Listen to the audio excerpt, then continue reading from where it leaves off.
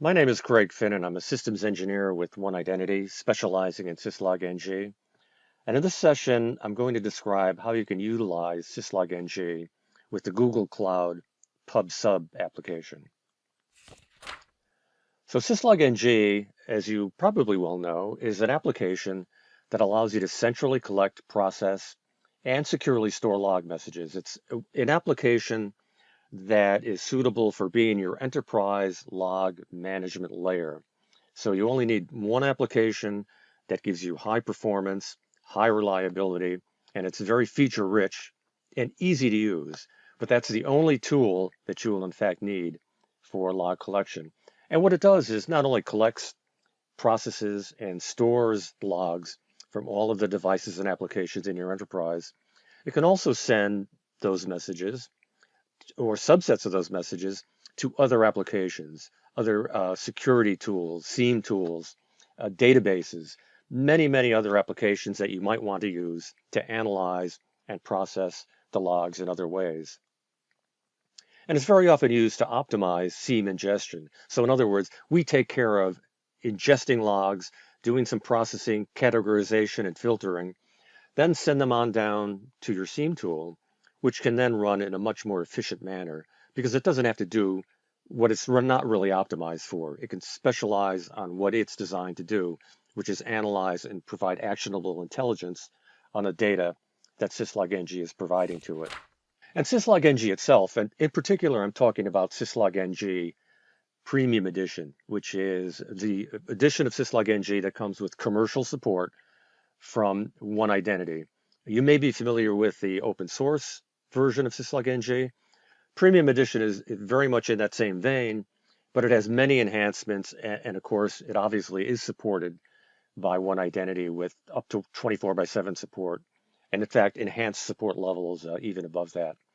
But syslog-ng is essentially it's a Linux application, and you can run it in one of three modes. Server mode, which is the most common, that's where you would ingest logs, process them, and store them. But you can also deploy it in what we call relay mode and client mode. I'll have more to say about relay mode in a couple of slides. Client mode is a means by which you can install it on a Linux, VM or other instance, and use it to replace the native syslog daemon that may have come with that distribution that you're using. So it's not required. You don't have to have our code running on an endpoint to collect logs from it, but it gives you some additional capabilities when you do deploy syslog-ng in the client. And I promised to talk about relays. Relays have a couple of very important uses. One of them is to greatly enhance the reliability of log collection from devices or applications that may be constrained for one reason or another to utilize UDP as the transport mechanism. And UDP is, of course, it's very efficient. It was the network protocol that was designed into the syslog protocol to begin with back in the late 80s. But it does have one problem. UDP is, by design, an unreliable protocol. It's really fire and forget. It's, when a sender sends a datagram via UDP, he sends it, it gets into the network.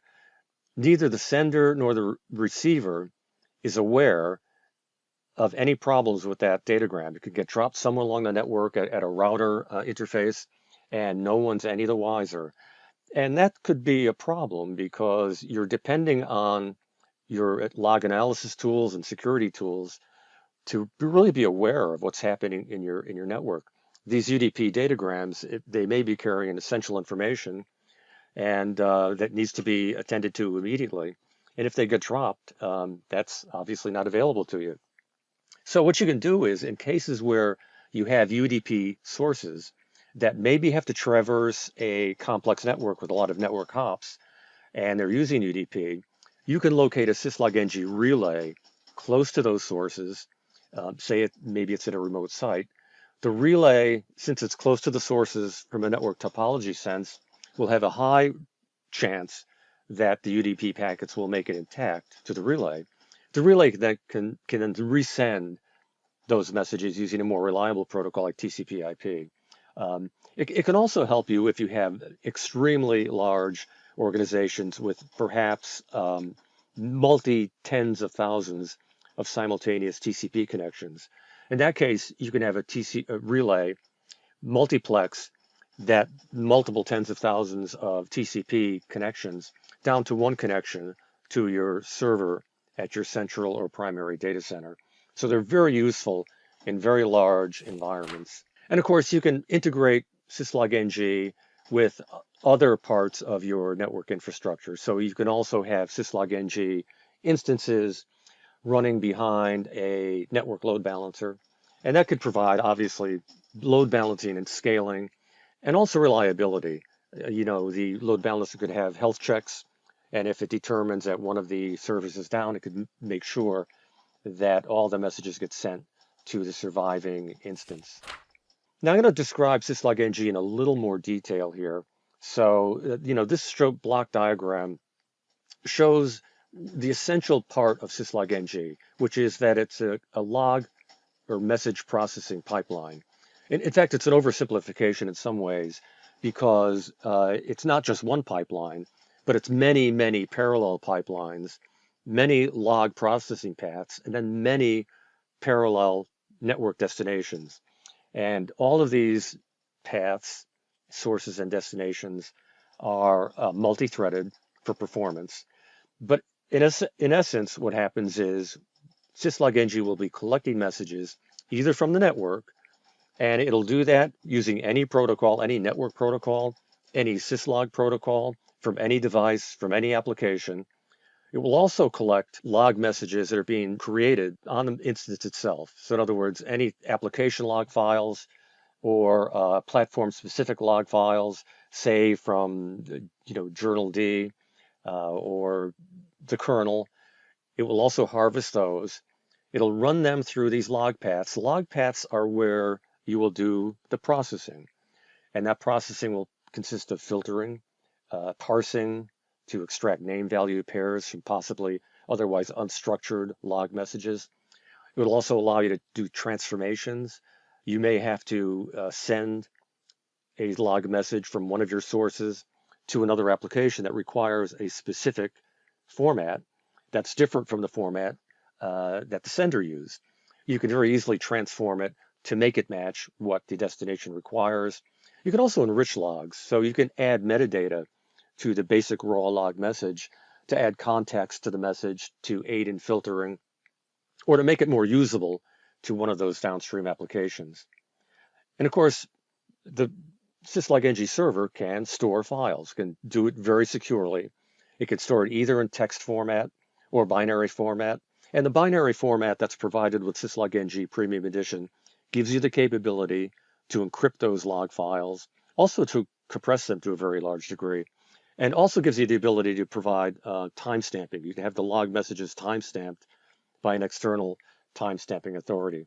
And then, of course, the resulting messages having gone through the log paths can be routed to other applications, as I mentioned before. And that routing can be many to many. So you can have one message can go to many different destinations. And in fact, all of the processing, you could have one message coming through your source, and it can go through several different log paths. So you can process a single message or a set of messages in many different ways. They can go to different destinations. The other feature that syslog-ng provides is what we call flow control. This gives syslog-ng the ability to monitor the ability of downstream destinations to accept log messages.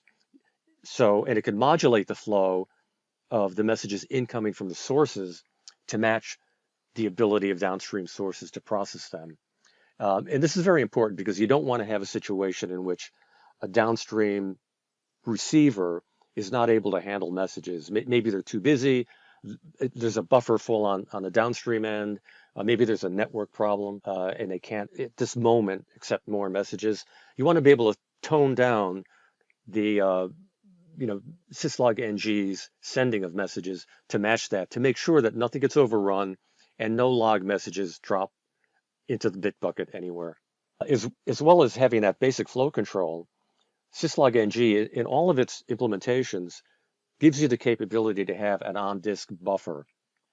So if for some reason it is temporarily impossible for syslog-ng to get a message out to one of its destinations, it can store the messages on an on-disk queue to make sure they're securely put into a queue where they can't be erased or lost.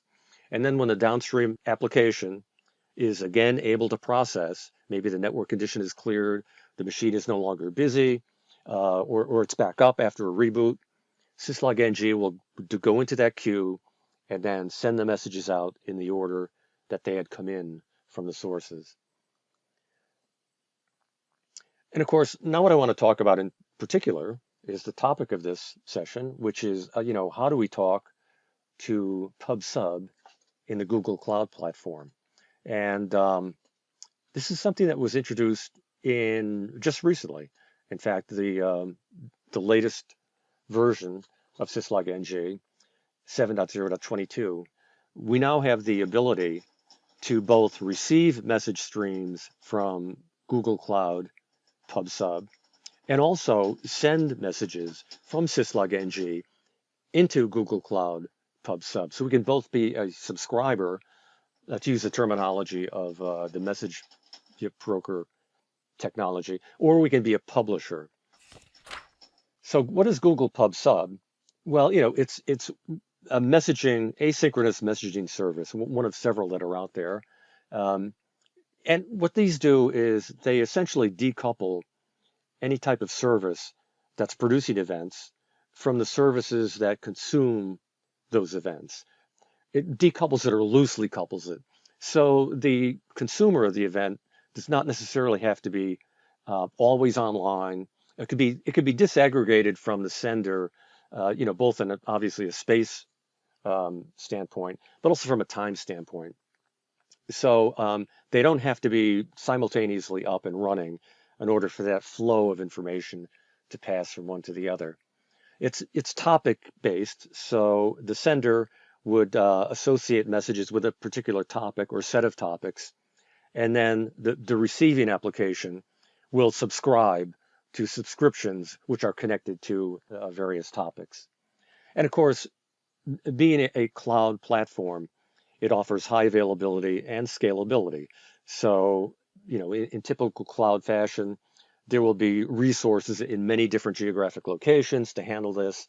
There'll be a lot of redundancy, and they could dynamically scale depending on, the particular load at a point in time. So let's look how syslog-ng would fit into this picture. And as I mentioned, syslog-ng can act as a publisher, so it can send information into Google Cloud via PubSub. So in this kind of architecture, you would have your typical log sources in a syslog-ng log processing world. They could either be on-prem devices or applications, or they could be cloud resources as well, sending messages to syslog-ng. And one of syslog-ng's destinations can then be PubSub. So syslog-ng can send messages, different streams to multiple different topics if desired. Those topics can be matched with subscriptions to which other applications can then subscribe. And again, this also works in a many-to-many type of configuration. So you could have multiple subscribers subscribing and receiving information from multiple topics. So this is how syslog-ng would work in a publishing mode. In other words, sending logs from syslog-ng into PubSub. But we can also work as a subscriber. So in this case, you would have other applications somewhere, and they could be cloud applications either within Google Cloud, or they could be from another cloud as well, or they could be on-prem applications sending their messages via topics into PubSub. And then on the other end, syslog-ng becomes a subscriber. So it would subscribe to whatever subscriptions are appropriate. These would come into syslog-ng as syslog-ng sources. So we would have however many sets of sources are required to satisfy all the subscriptions that you need to match. And it's very easy to set it up. Obviously, what you need is a Google Cloud account, right? That's obvious.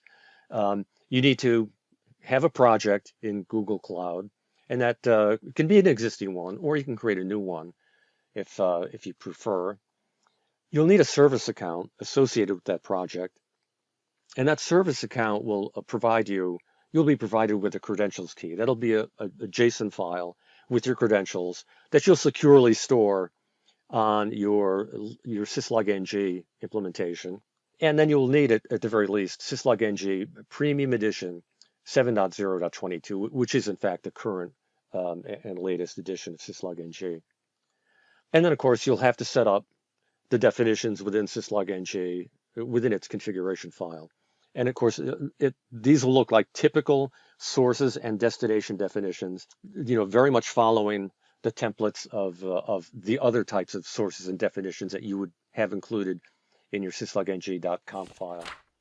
To give you an example, here is a very simple source statement for a syslog-ng implementation that's going to be a subscriber to a particular subscription in GCP. And it's very, very simple. Again, all you need to do is use the appropriate source driver, which naturally enough is called Google-PubSub. And at a minimum, all you need to really provide are three different parameters. You need to give the source the location of your credentials file. You'll have to know what project name you're associated with. And then the only other thing you need to do is identify the name of the subscription that you're going to be receiving messages from. And conversely, if you're talking to or sending messages to Google PubSub, you have to create a destination. And of course, this is very similar. Again, very simple syntax. It's not a lot of information that you got to provide. What syslog-ng Premium Edition is doing for you is it's abstracting away all of the details of talking to the REST API in the Google Cloud. And of course, that's what we're doing here. We're talking via HTTP to a REST API, but we're under the covers taking care of all those, implementation details so that all you need to provide is really some high-level information that's very simple to specify. There are other options as well, right? What I showed you were the required options, but in fact, you have other parameters that you can apply to either your source or destination. So these are some of the destination options that you can do, and these you would use to provide more worker threads, to set up a disk buffer, to make sure that if anything happens to your syslog-ng instance, or if there are network issues, you'll have incoming messages stored securely somewhere for later transmission to GCP.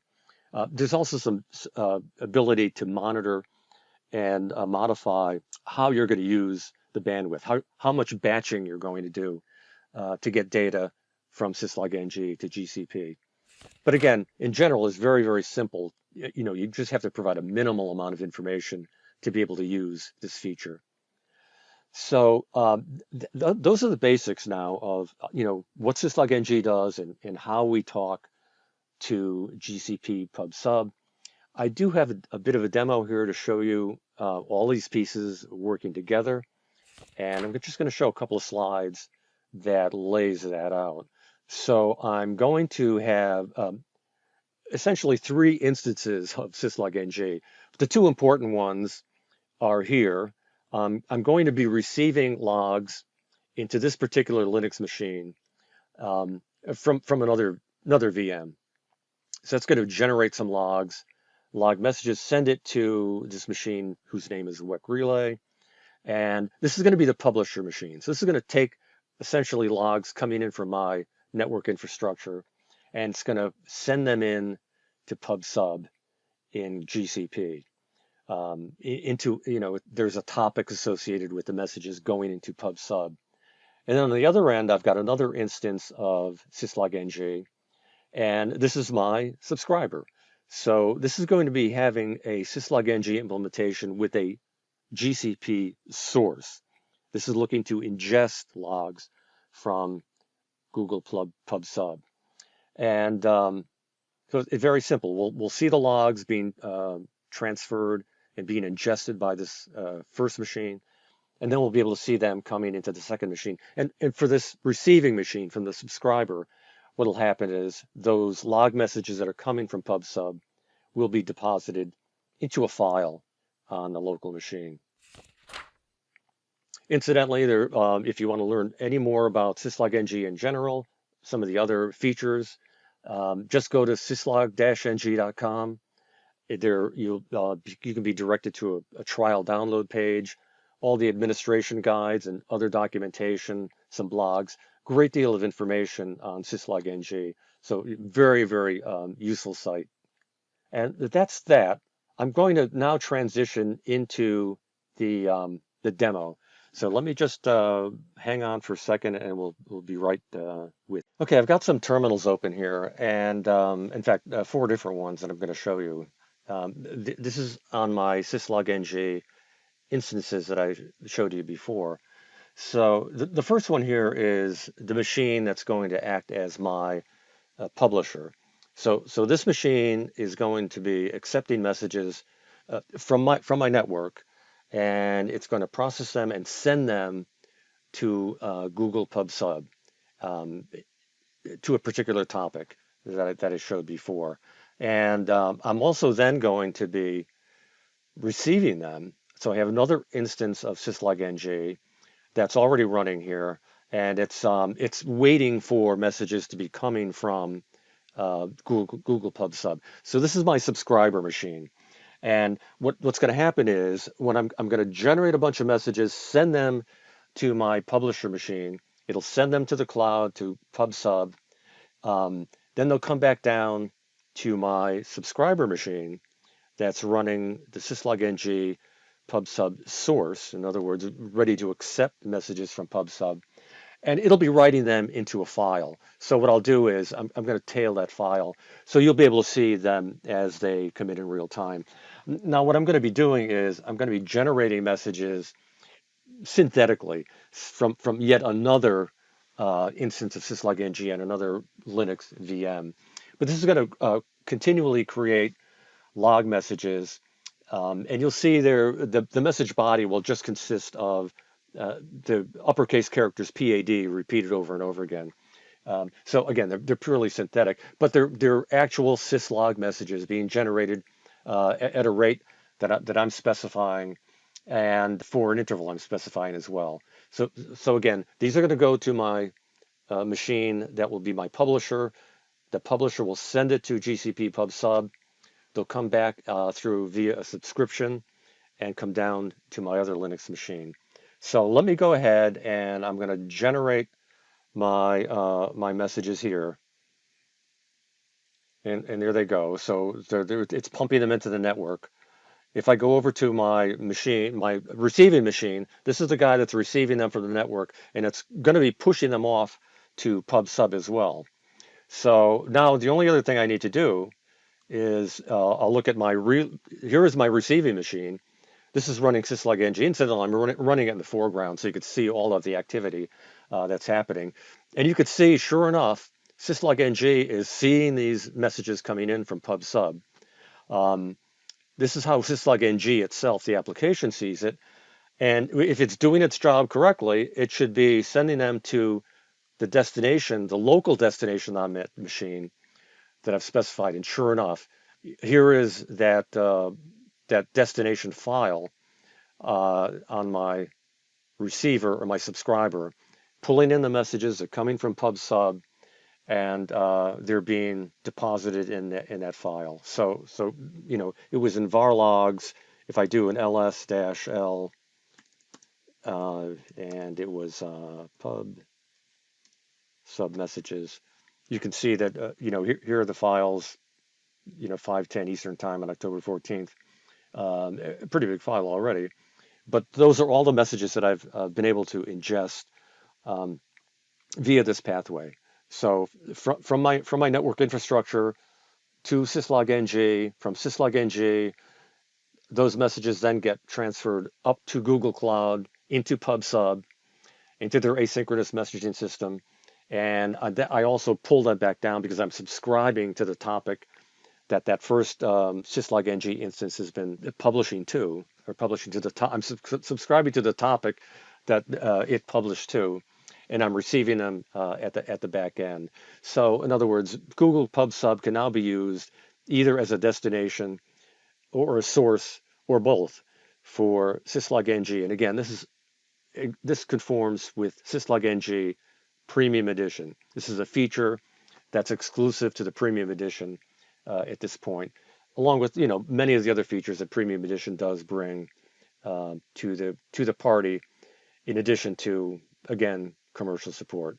So I hope you enjoyed that brief demo and the presentation, and hopefully you'll visit our website and you'll get a lot more information about this feature and other features that are available in syslog ng Premium Edition.